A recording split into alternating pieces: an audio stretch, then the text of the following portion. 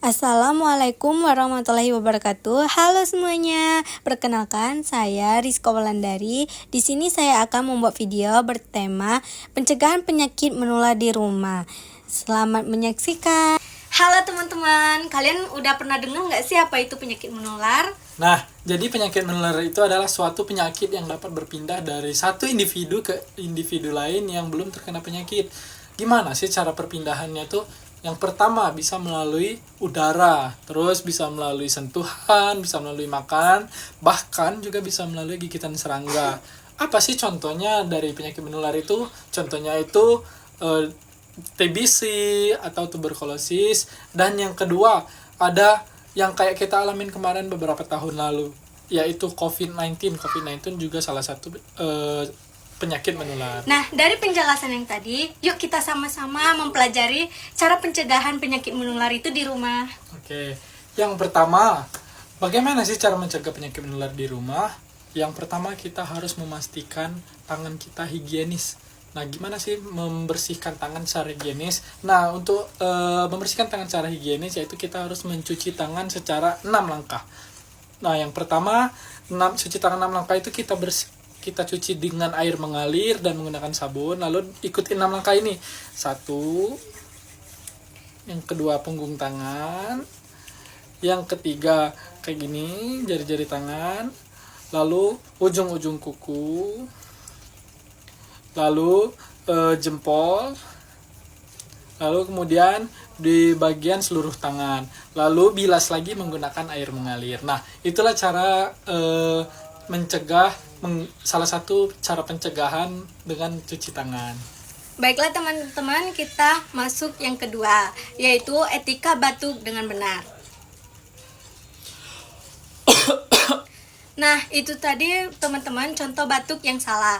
Contoh batuk yang benar yaitu menggunakan siku bagian dalam, lalu itu adalah contoh batuk yang benar, dan menggunakan masker.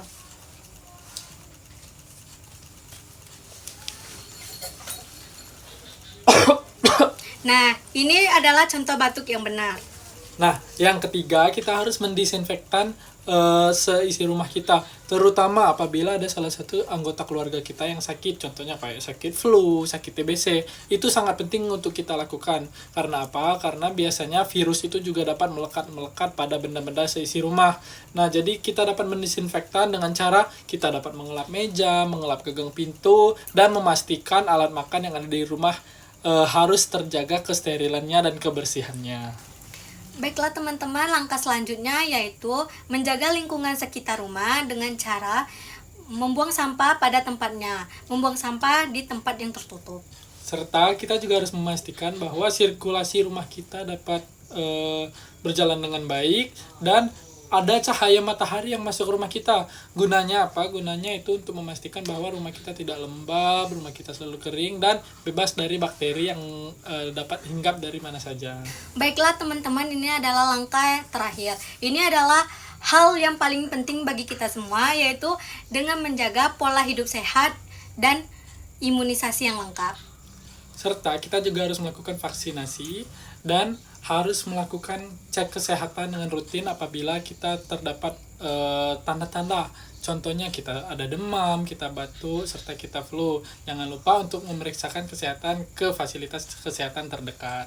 Oke, dari kebiasaan sederhana yang kami jelaskan tadi, kita bisa melindungi diri dan melindungi keluarga kita dari penyakit yang menular. Entah itu penularan dari orang yang lain ataupun dari hewan. Ingat teman-teman, sehat itu dimulai dari rumah kita sendiri. Nah, itu tadi video pencegahan penyakit menular di rumah.